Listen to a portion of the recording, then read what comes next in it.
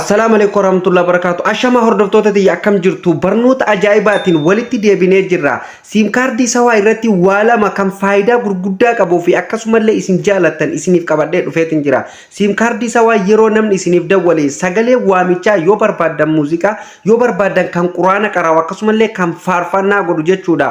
Akkamiin irratti hidhachuu dandeenya yookaan yoo irra jiraate akkamiin ifirraa hidhuu dandeenya. Akkasumallee siim kaardii sawaa keenya eenyutu nuuf bite hiqama eenyutiin nuuf bitamte lakkoofsa eenyutiin nuuf bitamte ka jedhu bal'inaan waliin ilaaluu dandeenya. Lakkoofsa akkamiin akka siim kaardiin keessan bitamtee jirtu salphumatti aappii tokko osoo hin fayyadamin koodii qofa fayyadamtanii ilaaluu ni dandeessu. Kanan isin barsiisa bal'inaan kan waliin ilaallu ta'a. Baga irra deebiin gara chaanaala Oromaan dhuftan namoonni haaraa dhuftan yoo jiraattan bakki kun addaattee jirti taanan haala kanaan subscribe godhaatii gurraachomsuu hin dagatinaan isin jedha. Hamma kallattii mankara barumsaa isin dabarsa. Nafaana bu'aa.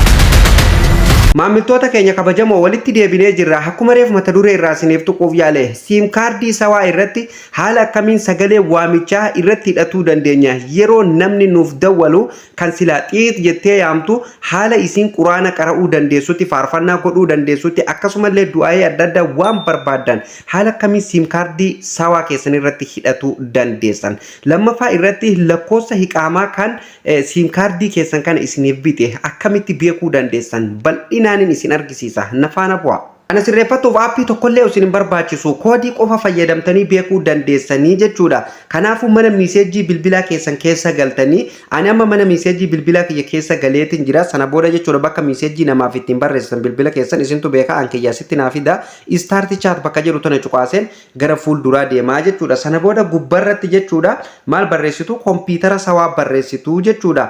Haala kanaan jechuudha kompiitara sawaa gubbaa kanarratti barreessitu jechuudha 900 barreessitu gubbarratti tokko farratti kan isin argisiisu jechuudha ID yookaan hiqaama lakkoofsa hiqaamaa siim kaardii keenya kan sawaa nama nuu bite ilaaluuf deemnaa jechuudha. ID lakkoofsa keenya kanaa jechuudha keessafuu ijoolleen hiqaamaa malee jechuudha yookaan basmaan maleetti siim kaardii bitattanii jechuudha. Kanaafuu eenyutu lakkoofsa kamiin basmaa godhamte teelerraa baate kan jedhu ilaallaa jechuudha 900 gubbarratti barreessinee jirra jechuudha. Sana booda jechuudha jalatti gadi buutanii jechuudha maamiltoota kiyya jalatti eega gadi tekstii bakka miiseejii kanarratti waan isin barreessitantu jira jechuudha. Lakkoofsumaan amma barreessu kana achirratti barreessitu jechuudha maamiltoota kiyya. Meeqa barreessitu asirratti 9 barreessitu itti aansee 8 barreessitu jechuudha. Isiniif gale jee yaada maamiltoota kiyya gubbarratti 900 barreessitu ID yookaan lakkoofsa hiqaamaa bilbila keessan yookaan siim kaardii keessan isiniif bite arguuf yookaan beekuuf jechuudha 900 gubbarratti ni barreessitu gama gadiirratti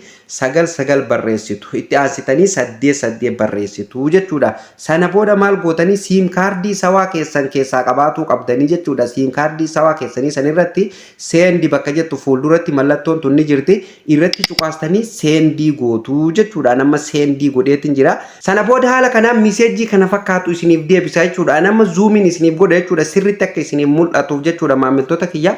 Haala kanaan jechuudha miiseejii akka kana isiniif deebisuu qabaa jechuudha. Lakkoofsi amma siim kaardii kiyya kanaan bitame isa kana jechuudha. Kunoo ID'n jala kana jira jechuudha. Fakkeenyaaf yeroo tokko yeroo onlaayiniif irraa waa bitatuuf deemta siim kaardiin keessan ID isin gaafata jechuudha. ID'n kun baay'ee bu'a qabeessa jechuudha. Akkasumallee akka carraa ta'ee siim kaardiin keessa kana yoo harka mootummaafatti waa qabamtan jechuudha. ID isin gaafatu jechuudha. Kanaafuu lakkoofsa dirqama ID lakkoofsa kana isin gaafatanii ID isaa haala kanaan argattu. Kunoo amma haala isin argitan kanaan jechuudha lakkoofsa kanaan bitamee jira jechuudha. Kana birallee darbee jechuudha inumaa dabalataan lakkoofsa biraa kan iqaamaa kanaan jechuudha lakkoofsa kiyyaa kanaan kan wal fakkaatu kan namni ittiin biteetu jira jechuudha. Yoo fakkeenyaaf lakkoofsi kun lakkoofsa 4 5 illee yoo bitee jiraate haaluma kanaan jalatti tartiiban isiniif baasaa jechuudha. Amma lakkoofsa kiyya waliin nama lamaatu qabaanii jechuudha. Iqaama lakkoofsa iqaamaa kanaan jechuudha lakkoofsa lamaatu bitamee jira jechuudha kiyya waliin. Kanaafuu haala kanaan ilaaltanii jechuudha ID lakkoofsa keessanii salphumatti hiqaamaa abbaa siim kaardii keessan kana basmaa godhee isiniif bite haala kanaan argatu ni dandeessu jechuudha. Kana haala kanaan eega xumurtanii lammaffaa irratti kan waliin ilaallu sagalee waamichaa siim kaardii sawaa irratti akkamitti hidhatuu dandeenya.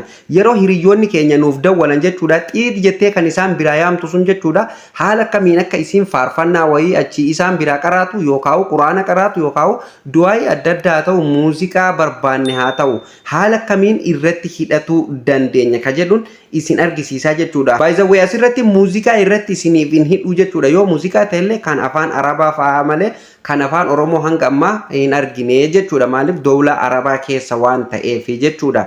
Kanaafuu jechuudha waan akka quraanaa akkasumallee waan akka afaan Ingiliffaatiin kan taphatu kana xirri adda addaa irratti isiniif hidhamaa jechuudha. Quraana fa'aa faarfannaan hin jiru jechuudha as keessa jechuudha. Maaliif dawlaa Arabaa waan ta'eef jechuudha hordoftoota kiyya. Kanaafuu jechuudha haala kanaan kanallee manuma miiseejii keessa seentanii jechuudha. Nama mana miiseejii keessa seeneetiin jira jechuudha. Isallee gubbaa kanarratti maal barreessitu 900 barreessitu jechuudha. 900 eega barreessitanii jechuudha hordoftoota kiyya. Gama gadiirratti maal jettanii barreessitan jechuudha bakka teekstii tanarratti jechuudha maal jettanii akka barreessitan isin argisiisaa jechuudha. Jala kanatti gadi buutanii yoo fakkeenyaaf irratti hidhatuu barbaadan isa san quraana san yookaan du'aa san yoo irratti hidhatuu kan barbaadan xirrii san irratti hidhatuu kan barbaadan ta'e asirratti waan tokko adda baasee kan isinitti himuu qabu osoo irratti hin hidhanneen duratti booda barsiisa santu akkanatti nu barsiisee birri nurraa kutattee akka hin jenne wanti kun ji'aan riyaala 5 isinirraa murata. Fakkeenyaaf ji'a tokko gizee guutan riyaala 5 isinirraa murata rasiida yeroo isinitti naxxanii jechuudha. Wanti bilaashaa hin jiru jechuudha akkasitti hubadha. Quraanni asirratti isin hidhamu kuni riyaala 5 isinirraa murata jechuudha ji'aan yeroo isin birrii itti naxxan ufumaan murata birrii 5 jechuudha.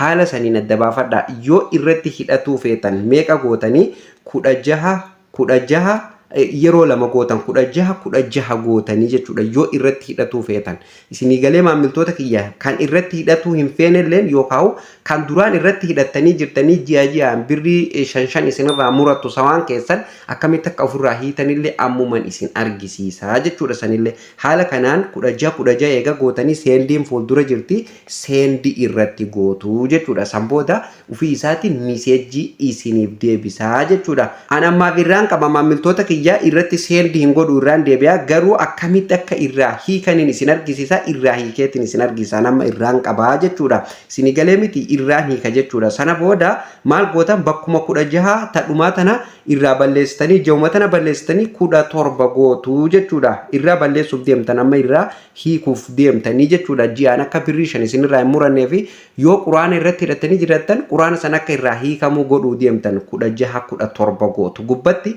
900 san dhiiftu jalatti gadi buutanii 17 gootu jechuudha. Isinii galee maamiltoota kiyya isiniif ifa irratti hidhatuuf 16 gootu irraa hiikuuf 17 gootu jechuudha. Sana booda seendiin fuuldura jirti seendiin godha miseejii naa dhuftu walumaan ilaallaa jechuudha. Seendi godheetiin jiraan amma. Sana booda haala kanaan miseejii kana fakkaatu isiniif deebisaa jechuudha maamiltoota kiyya. Waan isinirratti hidhamee jiru san jechuudha kompiitara san ifirraa cufnee jirraa jechuudha. Kun amma koodiilleen isa kana 1617 itti erge miseejii kana naaf deebisee jira jechuudha. Amma guutummaan guututu narraa hidhamee jira jechuudha. Wanni ji'aan riyaala 5 narraa muratu sun jechuudha. Xirrii narra jirtu sun guutummaan guututu siim kaardii kiyyarraa kaansil tahee jira jechuudha. Haala kanaan irratti hidhatus ni dandeessanii irraa hiikuus ni dandeessanii jechuudha. Akka itti gammaddan gaa abdii guutuun qaba maamiltoota kiyyaa. Yoo isiniif galuu baate sanduuqa komentii jalatti naaf barreessuu ni dandeessu jechuudha. Haala salphaa ta'een jechuudha. Siim kaardii sawaa keessan kan quraanni irra hin jirre quraana irratti hidhatuu ni dandeessan. Du'aayii adda addaa akkasumallee xirriilee afaan Arabaatiin jiranii fi afaan Ingiliffaatiin jiran jechuudha. Ordoofa kallattiin irratti isiniif hidhamaa jechuudha. Haala kanaan salphumatti koodii qofa fayyadamtanii irratti hidhatuu fi irraa hiikuus ni dandeessu jechuudha. Egaa maamiltoota keenya kabajamoo barnoonni irra isiniif qabadhee dhufalleen jalqabaa kaafnee kan hanga ammatti waliin ilaalaa turre kana namoonni jalqabaa hanga ammatti nu waliin viidiyoo keenya daawwataa turtan jechuudha. Galanni keessan guddaadha. Akkasumallee viidiyoon keenya akka isinitti toluu fi akka isin gammachiisuuf akka waa irraa barattanillee abdii guutuun qaba. Maarree isinillee viidiyoo kana ilaaltanii eega xumurtanii chaanaala Oromaaniif namoonni haaraa taatan subscribe godhaa maatii keenyatti dabalama. Akkasumallee viidiyoon kun yoo isin gammachiise like tuquu hin dagatina. Bakka isiniif hin galin yaadaa fi qeeqa keessan sanduuqa komentii jalatti nuuf barreessuu hin dagatina.